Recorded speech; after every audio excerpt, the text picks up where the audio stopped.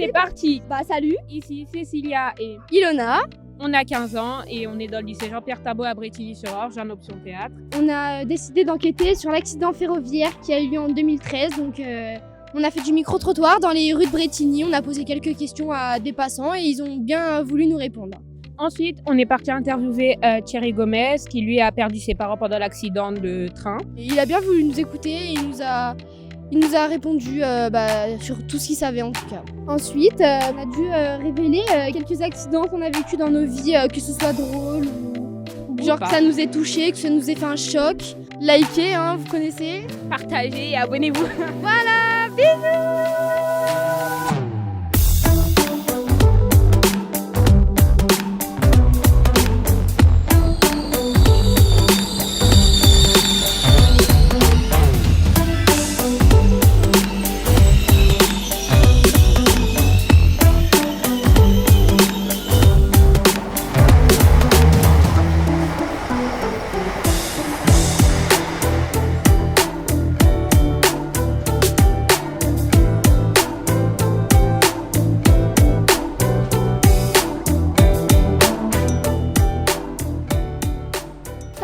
Alors aujourd'hui, on va aller à la gare pour poser des questions aux gens sur l'accident de train qui a eu lieu. Soit les gens vont accepter de nous répondre, soit on va se prendre des rocades, mais c'est pas très grave. Ouais, j'ai vu le train dérailler, ça a fumé, puis il y avait plein d'étincelles. Et ça faisait un de ces bruits forts. Et vous étiez en service? Ouais, j'étais en service, j'étais à l'arrêt de bus.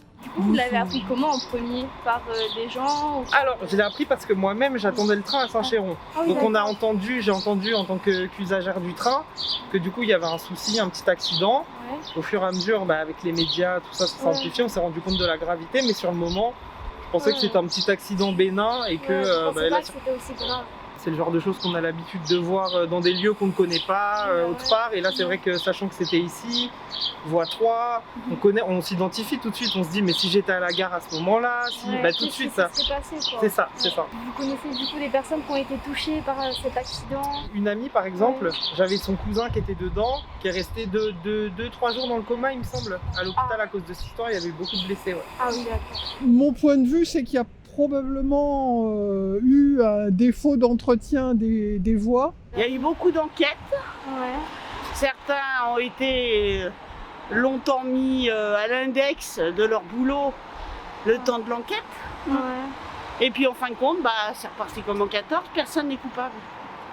Les employés, c'est les employés, ils font quoi ce qu'on leur dit. Il n'y a pas de sous pour faire les travaux. Ils font juste ce qu'on leur demande.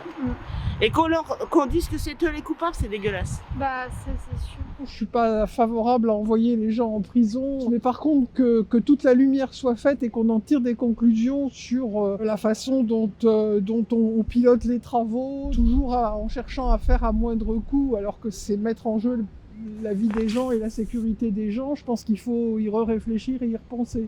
Comment vous avez vécu l'accident de train? C'était choquant. C'était choquant. Puis ça fumait, c'est dangereux. Hein. Et vous avez des souvenirs Ah, j'ai des souvenirs, toujours. J'y pense toujours.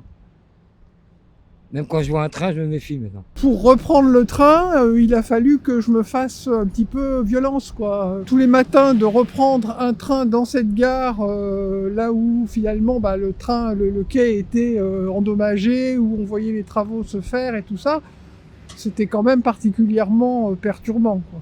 Et vous, qu'est-ce que vous avez pu ressentir à ce moment-là? Vous vous en rappelez peut-être?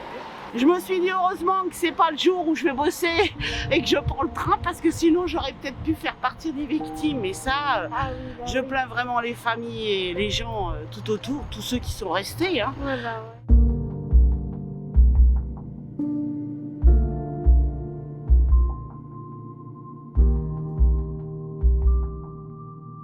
Comment avez-vous appris l'accident en 2013?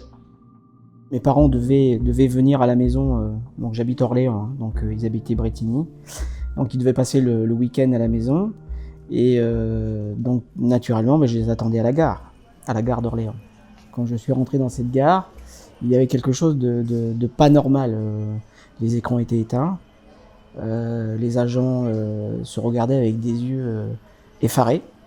Donc j'ai compris qu'il y avait quand même quelque chose. Mais on ne se rend pas bien compte de ce qui peut arriver ou pas. Alors on pense à un retard, on pense à une annulation de train, enfin bon.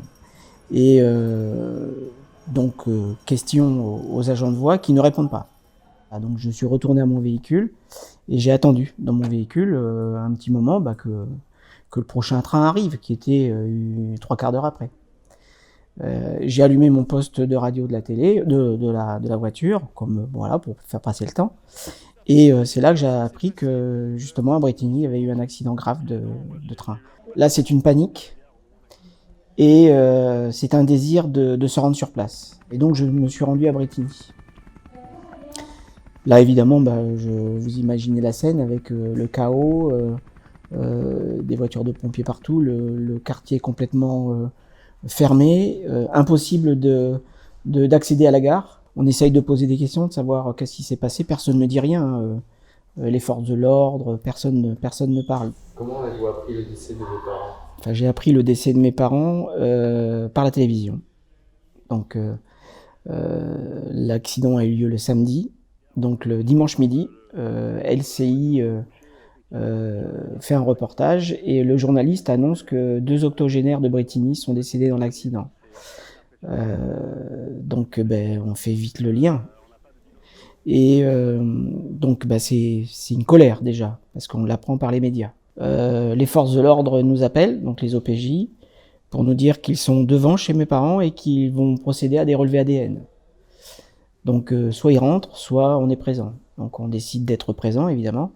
On n'était pas rentré dans la maison depuis. Hein. Et là, on pénètre donc avec les forces de l'ordre et on découvre un foyer qui est encore en pleine vie. Les recherches d'ADN, c'est quand même assez violent comme investigation.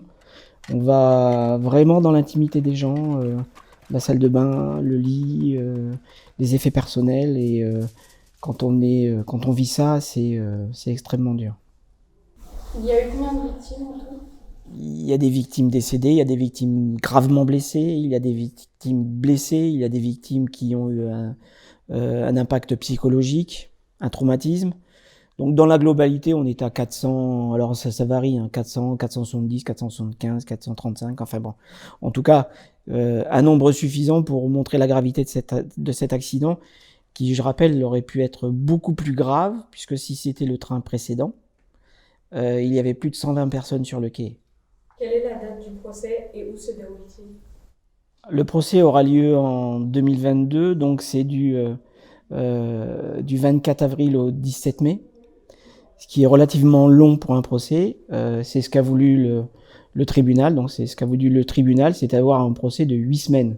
Le procès, on l'a attendu, donc on va l'avoir. Donc c'est une étape importante dans la résilience des victimes. Hein. Le mot résilience, ça veut dire que c'est un moment où la victime peut reprendre une vie normale, c'est-à-dire qu'elle a fait son deuil sur tout ce qui s'est passé avant et elle peut reconstruire sa vie. Pour nous, il y a des manquements dans cette instruction, donc on a quand même une inquiétude.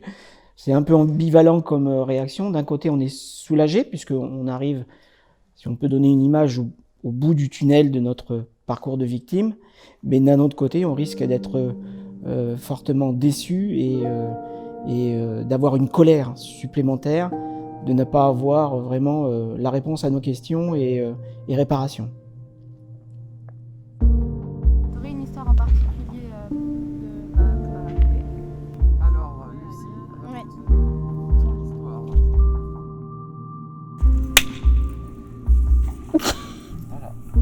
Bon, déjà, je m'appelle Amélie, j'ai 16 ans. Je vis à Bretigny avec mon père lors d'un barbecue avec ma famille. Mon père reçoit un appel. Donc comme il était dehors, il était occupé, donc je décide de répondre. J'entends la voix de ma mère, déjà ça me fait un choc, parce que ça fait 2 ans que je ne l'ai pas entendue. Je lui ai posé une question qui m'a fait fondre en larmes. Je lui ai demandé, oui, pourquoi tu ne m'appelais pas pendant ces 2 années? Et comme j'en pouvais plus, j'ai passé le téléphone à mon père. Elle voulait me reparler, mais j'ai refusé. Et du coup, depuis cette année, je n'ai plus entendu sa voix. Donc je viens d'Éthiopie, c'est un pays en Afrique. J'ai été adoptée. Je crois que c'est à l'âge de 1 an environ, je suis arrivée en France. Ils ont découvert que j'avais certaines maladies, dont la peste d'Éthiopie. J'ai perdu mon ongle à cause de ça. Et j'ai encore des taches, ici j'ai des taches noires. Et en fait j'ai des taches un peu partout. Et je me dis que j'aurais pu y rester si l'orphelinat il m'avait pas retrouvée et tout. Donc je me dis que si on m'a laissé cette chance, c'est que j'ai le droit de vivre. Du coup ça me donne plus envie de me battre. Ouais, voilà. Du coup bonjour. Bonjour. Présente-toi. Je m'appelle Mathis, j'ai 15 ans. Mon père est mort quand j'avais 7 ans. C'était un alcoolique. Et la plupart des nuits, j'arrivais pas trop à dormir parce qu'il était tout le temps en train de se disputer avec ma mère. Ils se sont séparés quand j'avais, je sais plus. Et je le voyais assez rarement et j'avais l'impression de plus trop savoir ce que c'était d'avoir un père. J'ai jamais eu vraiment confiance en moi. Enfin, très peu. Et du coup, je suis quelqu'un de très réservé et je m'isole beaucoup la plupart du temps et j'essaie de faire des efforts des fois, mais je sais pas, j'ai toujours une impression qu'il me manque quelque chose que les autres ont, mais que moi j'aurais jamais. Ce que j'ai trouvé comme issue, c'était le sport et le théâtre. Parce que dans le théâtre, je sais pas, j'avais l'impression de... Je voulais changer de peau. Et être quelqu'un d'autre, bah, j'aimais bien. Mais c'était compliqué à vivre, de se dire que j'avais des parents blancs, moi j'étais noire. Genre, c'était dur de ouf. Avant, je le cachais. Genre, je voulais que personne le sache et tout, parce que je sais pas, c'était un peu une honte pour moi. Genre, je me disais, mais moi aussi j'avais envie d'avoir les cheveux raides, d'être blanche. Genre, je me posais tellement de questions et j'étais tellement mal, j'ai vécu des moments, genre, toute seule. C'était horrible. Avant, quand j'étais petite, je me posais tellement de questions, de savoir si j'avais des frères, des sœurs, si je ressemblais à des gens, si... Voilà. Mais je sais même pas. Mais c'est passé, je crois. Enfin, ça reste enfoui loin.